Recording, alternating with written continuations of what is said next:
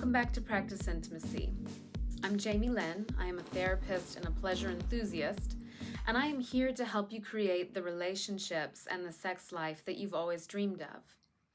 Remember to hit that like button and subscribe to my channel for weekly tips and tools to help you create more intimacy in your life. Today, we are going to talk about a relationship skill, which is one of the most important things you can do: listening. It sounds simple, right? But really listening to another person is actually incredibly difficult at times. And so we're going to talk about the three main reasons why it might be difficult to listen to someone well. We're going to talk about why it's so important to become a good listener if you want a close, connected, loving relationship. And then I'm going to give you a practical tool that you can use to help yourself become a better listener. So let's dive in.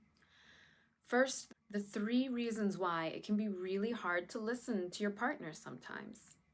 One is you might disagree with them. You may have a different perspective, and it makes it really hard to pause and wait and hear what they have to say. Two, you may really want them to listen to what you have to say.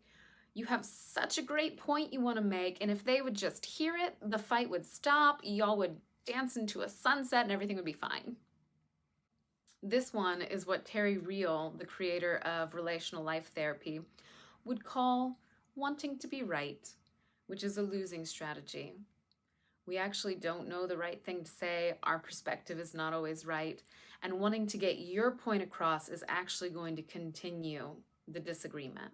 The third reason why sometimes we get into a pattern of not listening is because we want to try and fix whatever is wrong.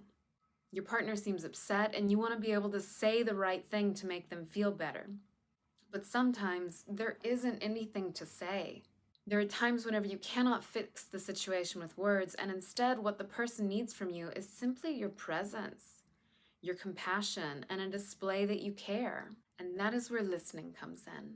When you can't fix the situation with words, instead, what the person may need is simply your presence, your compassion, and a display that you care. And listening is the way to do that. The reason why listening is so important is that it communicates to a person. It literally shows them that they matter to you. By really paying attention and listening to your partner, you're demonstrating to them that their words, their thoughts, their experience, their upset, what they feel, all of that's important to you. It matters. You're letting it in and touch your heart. True listening is what empathy is all about. As you attempt to absorb whatever they're telling you and really just be there with them in it and feel whatever they're trying to communicate, what you're actually doing neurologically is you're lighting up your mirror neurons. Mirror neurons are what allows us to experience what another person might be experiencing. It's a foundational part of empathizing with another. And empathy is the thing that is going to help soothe your partner, allow them to feel connected to you, allow you to feel connected to them, and in the end, have interactions that are more loving. The other space in which listening is really important is actually during fights. There are times whenever your partner is sharing something, instead of being in that place where they're upset and you're just wanting to fix it for them and that's making it hard to listen, during a fight, there's something else that's happening. If you're in a disagreement or arguing, then you want to get your point across. But the reason why listening becomes so important then is that they are telling you something, some piece of information that is actually really important to hear. They are communicating to you the thing that is going to help them calm down, feel closer to you, and improve the relationship for them. And if you're able to hear that and make it really clear to your partner that you did hear the message they're trying to communicate, then that is going to diffuse the situation. They won't need to argue anymore, just like you won't need to argue anymore if you hear what they're trying to communicate to you. And instead, y'all can work on coming up with a solution for how do we actually meet this need that you're communicating to me, love? By listening during disagreements, you might learn ways in which you can become a better partner for this particular person that you're in relationship with. So, time for the practical skill. I learned this acronym back whenever I was still in my master's program for counseling, and I still use it today. I use it in my sessions with clients. I use it in my relationship with my partner. I use this skill with my friends and my family. And I find that it's a really nice reminder and way to tell myself to listen more.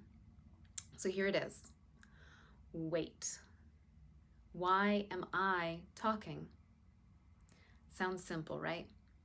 But imagine asking yourself this question, why am I talking, in moments whenever you are interacting with your person. Let me give you an example of this in practice. This is the last time I used this tool. It was the Sunday morning after Valentine's Day. My partner and I were on the couch at his place, and we were discussing my partner's tendency to lean a little bit into pessimism. I have a tendency to lean more into optimism, and there are parts of me that believe the right way to do life is with optimism. Let's be real. Sometimes it's easier to be optimistic, but is it the right way? Who knows? So I find myself attempting to convince my partner to be more optimistic, and it starts to feel a little bit tense, understandably. I had an agenda to make my partner be different, and anytime you're an agenda, it always sends the other person into neuroceptive danger. When I started to pick up the cues that this conversation was going sideways a little bit, I noticed he was defensive. I noticed myself feeling frustrated. I noticed a little bit of like a glazed look on his face. In my mind, I heard a little voice go, wait, why am I talking? And I stopped myself, and instead I asked a question. Hey, love, how do you feel about your pessimism?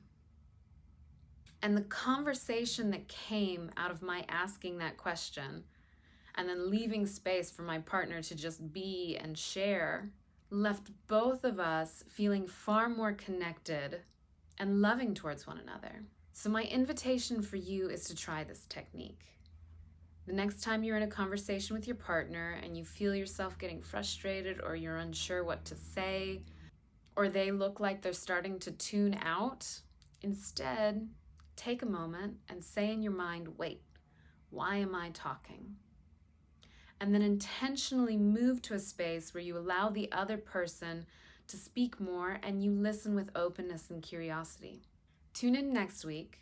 I'm going to talk more about listening, and I'm going to go more deeply into the nuts and bolts of what you actually do to listen well and what skills it takes to become a really good listener. I look forward to seeing you then. And remember, if you liked this video, share it with your people. Hit the like button and subscribe to my channel because there will be more information like this. Ways in which you can become a more intimate person so that you draw in relationships that are more connected and loving. See you next time.